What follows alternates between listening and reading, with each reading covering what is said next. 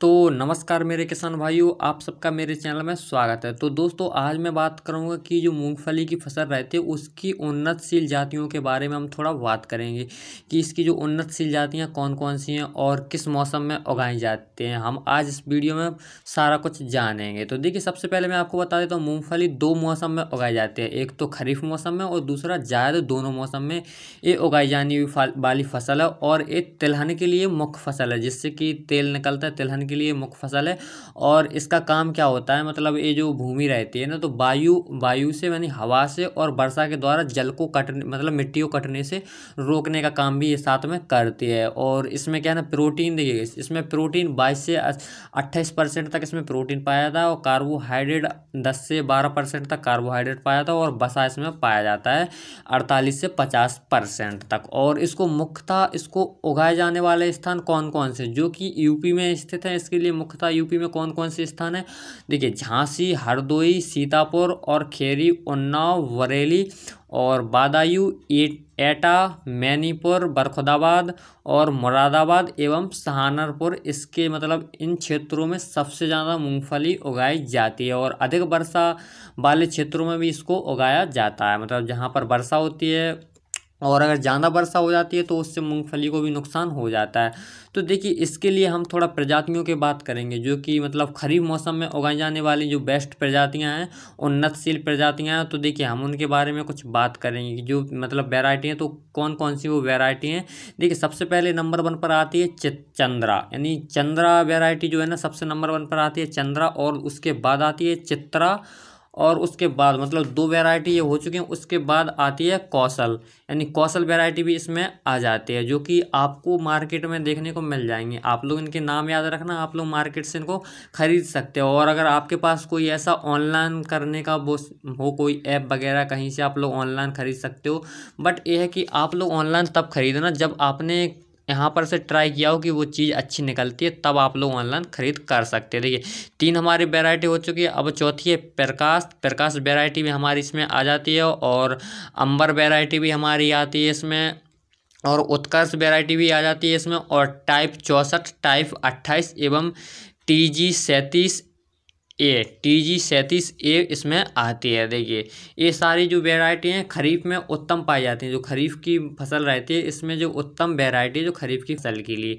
और अब देखिए, जायद के लिए और भी वैरायटी है। मतलब ये तो खरीफ की थी, इनको हम जायद में नहीं उगा सकते, क्योंकि हम इनका जायद में उगाएंगे तो हमारे उत्पादन पर असर पड़ सकता है, क्योंकि उत्पादन कम भी हो सकता है। और आप लोग चाहो कहीं कहीं भी, देखिए हमारे यहाँ अभी मूँगफली उगाई थी, क्योंकि मैं देखिए दतिया मध्य प्रदेश से हूँ, झांसी के पास से हूँ, यानी यूपी झांसी के पास से। तो हमारे यहाँ पर जो हम लोग खरीफ में मूंगफली उगाते हैं ना, तो उसी को हम लोगों ने जायद में भी उगा लिया था। यानी जायद में भी उगा सकते हैं अगर आपके पास खुद का बीज होता है। अगर आप लोग चाहते हैं कि हम उन्नतशील यानी हाइब्रिड बीज उगाएं, तो आप लोग इसको खरीदना पड़ेगा, जो कि वैरायटी मैंने आपको बता दी है। खरीफ की हमने वैरायटी आपको बता दी है। अब देखिए, चलते हम अब जायद की वैरायटी की ओर। जो जायद की वैरायटी है ना, तो देखिए DH86 जो कि एक वैरायटी है। DH86 मूंगफली की उत्तम वैरायटी, जो कि हम जायद में उगा सकते हैं इसको। ICGS44, जो ICGS44 एक ये भी इसकी वैरायटी है। और अब थर्ड नंबर पर आती है CGS1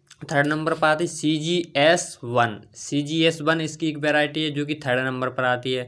और R 5251 यानी 9251 एक इसकी एक वैरायटी और 9251। और TG37 AR 8808 ये प्रजातियाँ, जो कि आपकी मतलब खरीफ जो जायद की रहती है ना, आप लोग जायद में इनको उगा सकते हो। जो आपको जो लास्ट में वैरायटी बताएं, ये आपकी जायद में उगा सकते हैं आप लोग। और इसके लिए जल निकास का भी उचित वो होना चाहिए, जल निकास का उचित प्रबंधन होना चाहिए आप लोग के लिए, क्योंकि मूंगफली में पानी का भराव नहीं रहना चाहिए। जल जो पानी वार्षिक वर्षा का जो पानी होता है ना, वर्षा वाला पानी, तो वो मतलब खेतों से बहता रहना चाहिए, यानी एक जगह रुकना नहीं चाहिए मूंगफली के खेत में। अब देखिए, मतलब जो बीज की बुआई रहती है, वो भी हम थोड़ा बीज के बारे में बात कर ले, कब कब आपको बीज को बोना है। तो देखिए, इसका जो खरीफ रहता है, तो खरीफ में आप लोग 20 जून से लेके 15 जुलाई तक आपको बो लेना चाहिए खरीफ में। अगर आपको मतलब अगेती फसल बोली है और आपको अच्छा उत्पादन प्राप्त करना है, तो आप लोग को इसको बो लेना चाहिए। 20 जून से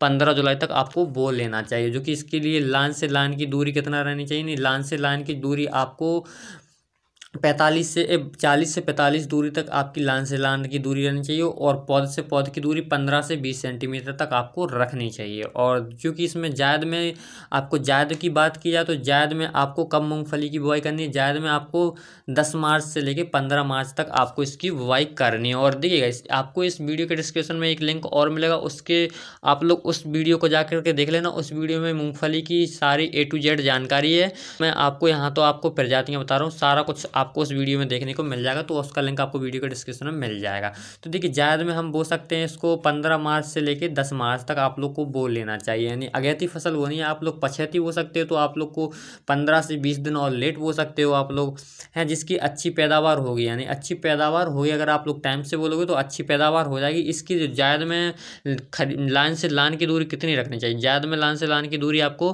15 से 30 सेंटीमीटर रखनी है, और पौध से पौध की दूरी 8 से 10 सेंटीमीटर रखनी है। यानी आपको पास कर देनी, क्योंकि जायद में गर्मी भी पड़ती है ना, तो उसके हिसाब से बिन मौसम अपन उगाएंगे ना, ये कोई मौसम नहीं रहता। अधिकतर हमारे यहाँ क्या है ना कि बरसात में उगाई जाती है, तो इसमें आपको लान से लान की दूरी थोड़ी कम कर लेनी चाहिए, वो भी आपको बता दिया हूँ।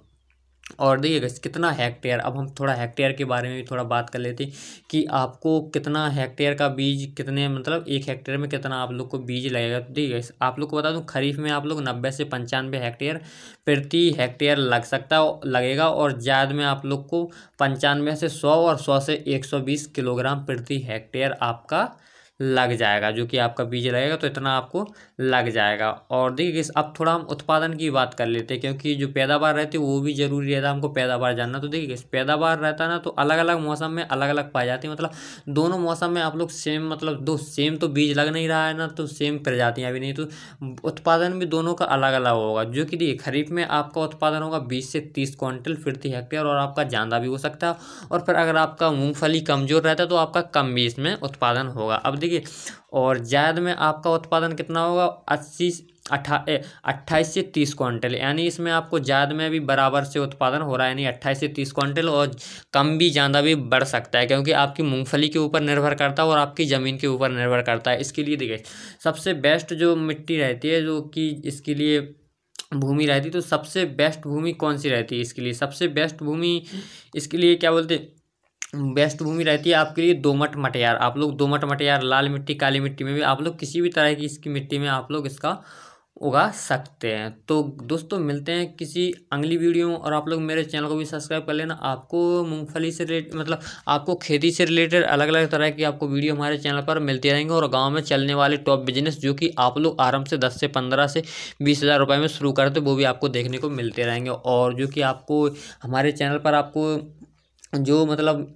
योजनाएं निकलती हैं ना, अलग अलग राज्य में अलग अलग योजनाएं निकलती, तो उनके बारे में भी आपको जानकारी दी जाएगी। तो गाइस मिलते हैं किसी अगली वीडियो में।